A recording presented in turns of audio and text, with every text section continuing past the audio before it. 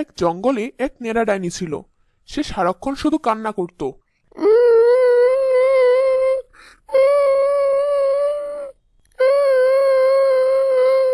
চলুন জানা যাক নেড়া ডাইনির কাহিনী। মাছিমনগর নামে এক গ্রামে বাস করত এক বুড়ি ও তার ছেলে। ছেলের নাম ছিল লাবলু। বুড়ি খুব দুষ্ট আর লোভী ছিল। বুড়ি ঠিক করলো তার ছেলেকে বিয়ে দিয়ে অনেক টাকা পয়সা কনেপক্ষ থেকে যৌতুক নিবে। তাই সে একটা উপায় বের করে। একদিন সে তার ছেলেকে বলল, খোকা, তুই এবার বিয়ে করে একটা বউ নিয়ে আয়।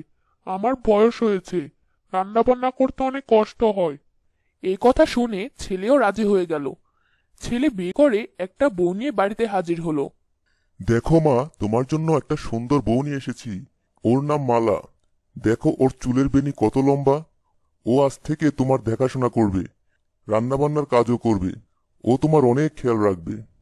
হ্যাঁ মা, আমি আপনার সেবা যত্ন করব, ঘরের সব কাজ করব, আপনি কোনো চিন্তা করবেন না। বুড়ি তার ছেলের বউয়ের এমন মিষ্টি কথাতে খুবই খুশি হলো। কিন্তু বউয়ের হাতে কোনো কিছু না দেখে সে খুব রাগ করলো। মনে মনে সে ভাবতে লাগলো, এ তো আসার সময় বাপের বাড়ি হতে কোনো কিছু নিয়ে আসেনি। আমার অনেক স্বপ্ন ছিল ছেলেকে বিয়ে দিয়ে অনেক টাকা পয়সা যৌতুক নিব, কিন্তু সে আশা আর সফল হলো না। আমার আশা যখন সফল হলো না, তখন আমিও একে শান্তিতে থাকতে দেব না। তারপর থেকে মালা সব কাজ করছে।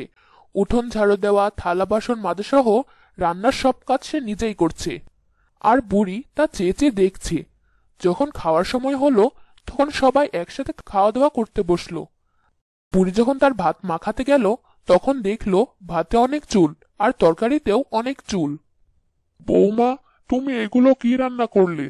ভাতে আর তরকারিতে এত চুল কি করে এলো?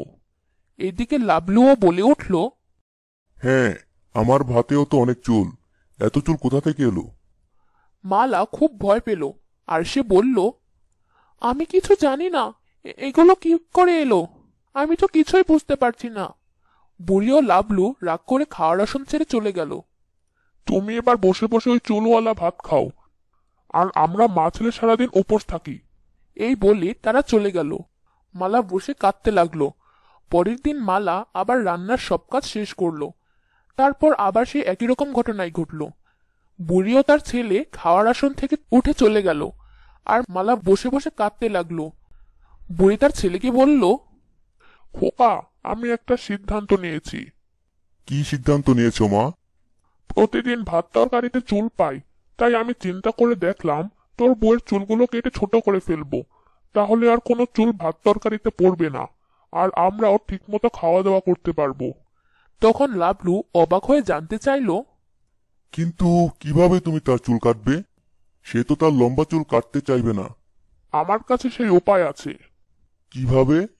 তোর বউ যখন ঘুমিয়ে যাবে, তখন আমি তার ঘরে গিয়ে তার চুলের বেনিটা কেটে ফেলবো। আর সে যাতে বুঝতে না পারে, তার জন্য তুই চোর চোর করে চিৎকার করবি। তাহলে সে বুঝবে বাইরে থেকে কেউ এসে তার চুল কেটে দিয়ে গেছে। তারপর বুড়ি ও তার ছেলে রাতে মালার চুল কেটে ফেলে, আর বুড়ি দৌড়ে ঘর হতে বের হয়ে যায়।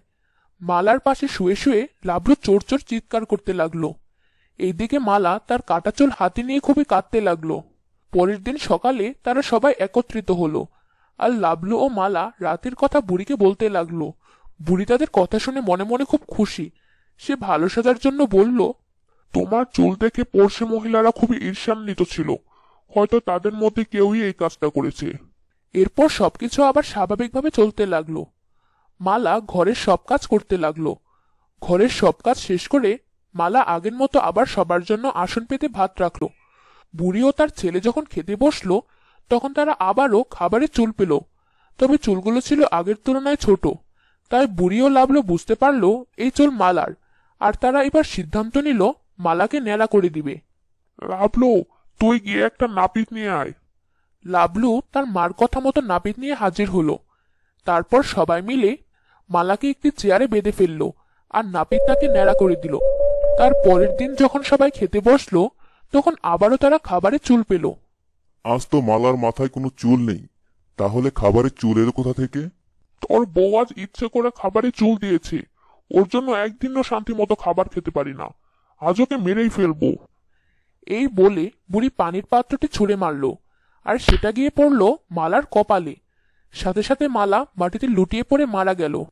এ কি করলে মা? মালা তো মারা গেল, এখন কি হবে? কেউ জানার আগে একে এখান থেকে সরিয়ে নিয়ে কোথাও পুঁতে দিতে হবে, নইলে অনেক বিপদ আছে। তারপর বুড়ি আর তার ছেলে মিলে রাতের অন্ধকারে মালাকে মাটিতে পুঁতে রেখে এলো। কিছুদিন পর লাবলু রাতের বেলা বাড়ির দিকে যাওয়ার সময় পথে একটি অদ্ভুত কান্নার আওয়াজ শুনতে পেল।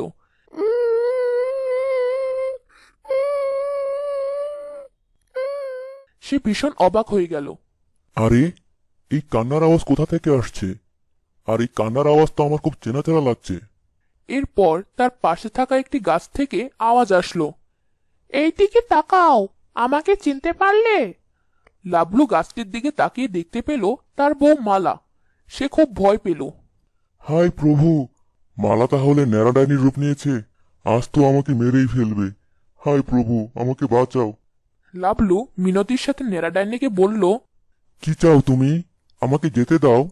না, তোকে আমি এখান থেকে যেতে দেব না। তুই আমার কিছু কথা শোনার পর যেতে পারবি, তার আগে নয়। আচ্ছা, কি কথা বলো, আমি তোমার সব কথা শুনবো। তারপর তুমি আমাকে যেতে দিও। ঠিক আছে, আমি তোকে যেতে দিব। এবার শোন, আমি তোদের খাবারে ওই চুল দেইনি। ওই চুল তোর মা দিত, আর আমার নামে অপবাদ দিত। কারণ আমি বিয়ের পর তোদের বাড়িতে কোনো যৌতুক নিয়ে যাইনি বলে তোর মা আমার উপর রাগ করেছিল, আর আমার উপর মিথ্যা দোষ চাপিয়ে আমাকে কৌশলে মেরে ফেলেছিল। তখন লাবলুর মনে পড়ে গেল সেই দিনের কথা, যেদিন মালা মারা যায়। লাবলু মনে মনে ভাবল, ঠিকই তো, সেদিন তো মালার মাথায় কোনো চুল ছিল না। তাহলে সেই চুল আসলো কি করে? এটি তাহলে মারই কাজ হবে। লাবলুর কাছে তখন বিষয়টি একেবারে পরিষ্কার হয়ে গেল। সে বুঝতে পারল মালার সাথে তারা অনেক বড় অন্যায় করেছে। আমাকে ক্ষমা করে দাও, আমি তোমাকে ভুল বুঝেছিলাম। আমার খুব অন্যায় হয়ে গেছে, দয়া করে আমাকে যেতে দাও। ঠিক আছে, আমি তোকে যেতে দিতে পারি, তবে এক শর্তে। কি শর্ত বলো? আমি তোমার সব শর্ত শুনতে রাজি আছি। তোকে আমার দুটি ধাঁধার উত্তর দিতে হবে। যদি ধাঁধাগুলোর উত্তর সঠিক দিতে পারিস তাহলে তোকে আমি ছেড়ে দিব, আর যদি সঠিক উত্তর দিতে না পারিস তাহলে আমি তোকে মেরে ফেলবো। লাবলু রাজি হলো এবং নেড়া ডাইনিকে ধাঁধা জিজ্ঞেস করতে বলল। তাহলে বল, ইকরের তলে তলে ভিকমতির ছানি, কোন দেশে দেখিয়াছ গাছের আগায় পানি? এই ধাঁধার উত্তর কি হবে? এবার আপনিও চেষ্টা করুন এবং উত্তরটি বুঝতে পারলে কমেন্টে লিখে ফেলুন।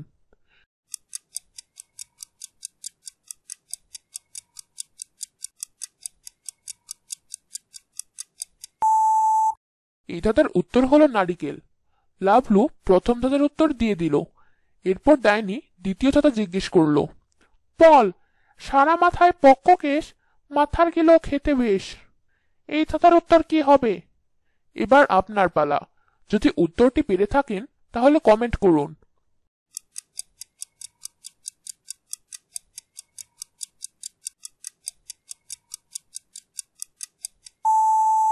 এই ধাঁধার উত্তর হলো তালের আটি।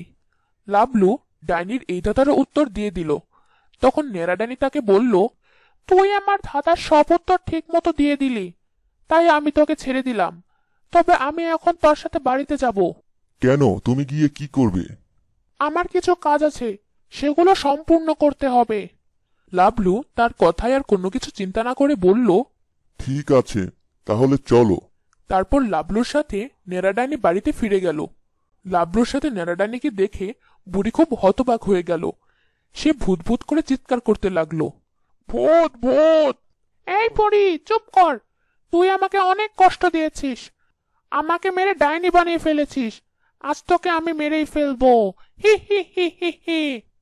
লোভের বশবর্তী হয়ে আমি তোমার উপর অনেক জুলুম করেছি, যেটা করা আমার মোটেও উচিত হয়নি। কিন্তু এখন আমি আমার ভুল বুঝতে পারছি। পারলে আমাকে ক্ষমা করে দাও।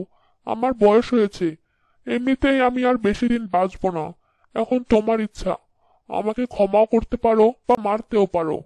ঠিক আছে, তুই যখন তোর ভুল বুঝতে পেরেছিস তাহলে তোকে আমি প্রাণে মারবো না, তবে একটা শাস্তি তোকে পেতেই হবে। এই বলে নেড়া ডাইনি একটি কেচি নিয়ে বুড়িকে নেড়া করে দিল।